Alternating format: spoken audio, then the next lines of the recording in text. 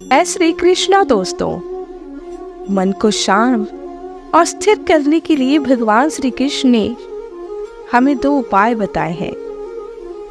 किसी भी चीज को समझने के लिए सबसे पहले मन को शांत रखना चाहिए और फिर काम पर ध्यान देना चाहिए, क्योंकि हम मन से ही प्रश्न खोज लेते हैं और मन में ही जवाब देकर बैठ जाते हैं। भगवान श्री कृष्ण ने मन को शांत रखने के लिए 2 चीजें बताई हैं। श्रीमद् भागवत गीता में भगवान श्री कृष्ण कहते हैं कि मन का बेचैन होना उसका स्वभाव है, मन का अशांत रहना उसका स्वभाव है। हमारे मन को लगता है कि अगर वह अलग अलग बातों के बारे में सोचता रहेगा तो हमें आने वाली हर मुश्किल और मुसीबत से बचा लेगा, पर ऐसा होता नहीं है। हम अपने जीवन का काफी अधिक समय सोच विचार करके परेशान होने में निकाल देते हैं। भगवान श्री कृष्ण कहते हैं कि मन का यह स्वभाव बदलना मुश्किल जरूर है, पर असंभव नहीं। अच्छा, अब आप एक बात बताइए, क्या आप कौवे को कह सकते हैं कि काव काव की आवाज ना करे? या फिर क्या आप किसी मेंढक को कह सकते हैं कि वह पानी देखते हुए ऊंची छलांग न मारे? हमारे मन का भी कुछ ऐसा ही है। जीवन में कुछ भी होता है, अच्छा या बुरा, हमारा मन उस पर काव काव काव करने लगता है। काव काव से मेरा मतलब चिंता करना, व्याकुल होना है। कोई बुरी बात होती भी नहीं है और मन परेशानी की ऊंची ऊंची लपटें लेने लगता है। कभी कभी तो मुझे ऐसा लगता है कि हम में से कई लोग सिर्फ परेशान होने के लिए जीते हैं। सारी परेशानी, पीड़ा, दुविधा अक्सर हमारे मन की बुनाई हुई कहानियां होती हैं। भगवान श्री कृष्ण कहते हैं कि हमें हमारे मन को शांत और स्थिर करने के लिए 2 उपाय देते हैं। पहला, ध्यान लगाना या मेडिटेशन भी कह सकते हैं आप, मेडिटेट करना। दूसरा, वैराग्य भाव सीखना। अब ध्यान या मेडिटेशन शब्द सुनते ही आपसे कई लोग कहेंगे कि आप आंख बंद कर सांसें अंदर बाहर नहीं ले सकते। यहाँ हम सब गलती कर बैठते हैं। मेडिटेशन या ध्यान का मतलब सिर्फ आंख बंद कर बैठना नहीं होता। मेडिटेशन का मतलब होता है अपना पूरा ध्यान किसी चीज पर लगाना और उसे हटने नहीं देना। अगर आप रोटी बना रहे हैं तो सिर्फ उस बात पर ध्यान दीजिए। अगर आप पिक्चर देख रहे हैं तो अपना पूरा ध्यान पिक्चर पर लगाएं। ये मत सोचिए कि पिक्चर देखकर आप अपना कितना वक्त बर्बाद कर रहे हैं। जब आप जीवन के हर छोटे बड़े काम को पूरे ध्यान से करते हैं तो आपका जीवन ही एक मेडिटेशन बन जाता है। ऐसे जीवन में शांति, स्थिरता, साहस और सफलता का होना अनिवार्य है। वैराग्य भाव, दूसरा उपाय। वैराग्य का अर्थ ये नहीं कि आप सब कुछ छोड़कर जंगल में जाकर बैठ जाएं। वैराग्य का सच्चा अर्थ है कि आप जो काम कर रहे हैं उसका क्या नतीजा या रिजल्ट निकलेगा उसकी चिंता ना करें। जैसे अगर आपने कोई इंटरव्यू दिया, आप यह कर सकते हैं कि पूरे मन से तैयारी करें और अपना बेस्ट देकर आ जाए।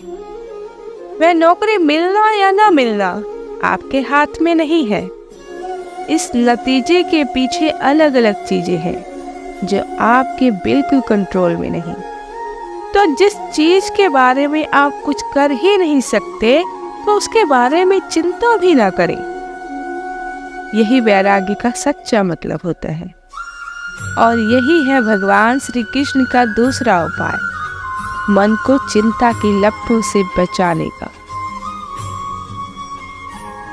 याद रखिए, आप पूरे के पूरे इंसान हैं, समझदारी, संयम और कुशलता से भरे इंसान। आपका मन जब भी कौवे की तरह अलग अलग बातों पर आपको परेशान करने लगे, तब अपने मन को भी प्यार से समझाए और शांत कर लीजिए। बस अपने ऊपर विश्वास रखें कि आप कभी अपना बुरा नहीं होने देंगे। जीवन में परेशानियां तभी आती है जब मनुष्य उसे सहन करने लगता है। हर समस्या का अगर डटकर सामना करेंगे तो समस्याओं का समाधान भी होगा और धीरे धीरे समस्याएं खत्म भी होने लगेंगी। कमजोर को कभी नहीं सताना चाहिए, यह सबसे बड़ा पाप है। ऐसे व्यक्ति को प्रभु कभी माफ नहीं करते जो कमजोर को सताता है। कहावत है कि भगवान के यहाँ देर है अंधेर नहीं। भगवान की लाठी में आवाज नहीं होती। यह आम आदमी का मनोविज्ञान है कि वह मजबूत से डरता है और दुर्बल को सताता है और अंत समय में इसका दुष्प्रभाव झेलता है। अक्सर सशक्त व्यक्ति मजबूर और लाचार लोगों का शोषण करते रहते हैं।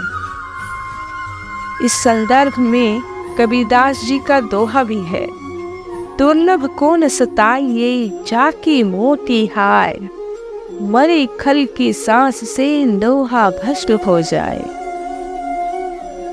काफी सार्थक है।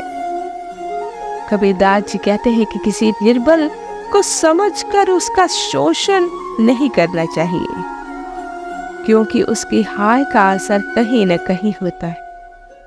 शक्तिशाली व्यक्ति को कभी अपनी ताकत के घमंड में चोर होकर किसी सशक्त पर अत्याचार नहीं करना चाहिए। कमजोर पर अत्याचार नहीं करना चाहिए। दुखी व्यक्ति की बद्दुआ में समस्त कुल का नाश हो जाता है। रावण, कंस, होलिका, हिरण्यकश्यप आदि इसके ज्वलंत उदाहरण हैं। सभी को ईश्वर की कृति समझकर उनका सम्मान करना चाहिए। हमेशा अपने हृदय में भगवान को स्थापित करना चाहिए, क्योंकि उसके स्मरण से समस्त पाप का अंत हो जाता है।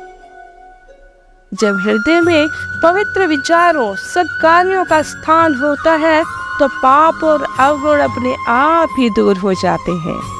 देह का रंग देखकर गर्व मत करो, यह भले ही कितनी भी सुंदर हो, इसे एक रोज समाप्त हो ही जानी है।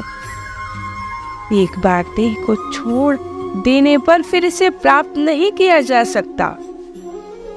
किसी वस्तु को देखकर गर्व नहीं करना चाहिए, चाहे वो पद हो, शक्ति हो, धन, साम्राज्य ही क्यों न हो, कारण कि जीवन की अंतिम सच्चाई मृत्यु है।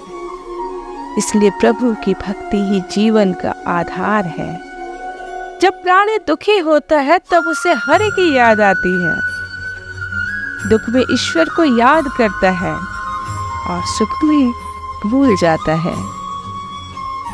कहते हैं कि दुख में सुमिरन सब करे, सुख में करे न कोई।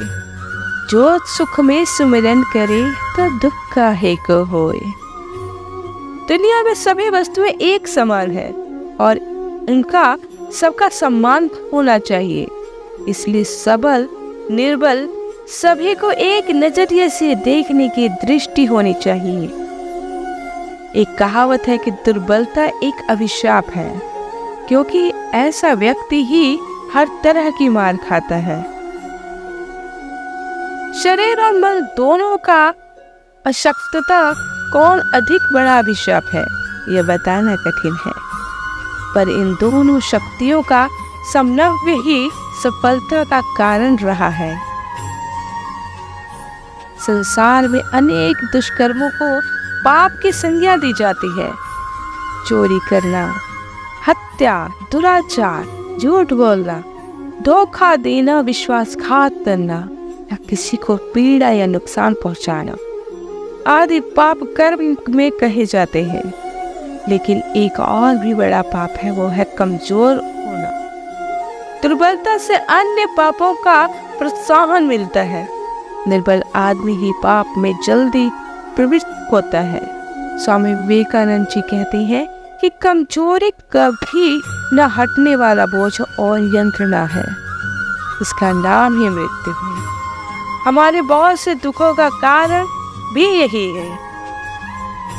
सारी दुर्जनता निर्बलता की ही देन है, जिसमें कोई शक्ति नहीं है। इसलिए साहस सबसे बड़ी सबलता है। जिसमें साहस नहीं, वह अपने या अपने पड़ोसी पर होने वाले अत्याचारों के विरुद्ध कैसे आवाज उठा सकेगा। अत्याचार सहन करना या उसे समाज में होते हुए देखना भी बड़ा अन्याय है। इससे दूसरों को अन्याय करने का प्रोत्साहन मिलता है।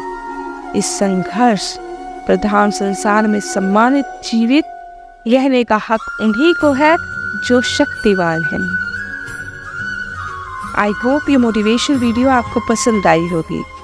अगर ये मोटिवेशन वीडियो आपको पसंद आई है तो अपने दोस्तों के साथ इसे शेयर जरूर कीजिएगा और मेरे इस चैनल को सब्सक्राइब और जाने से पहले लाइक और कमेंट भी करते जाइएगा। धन्यवाद।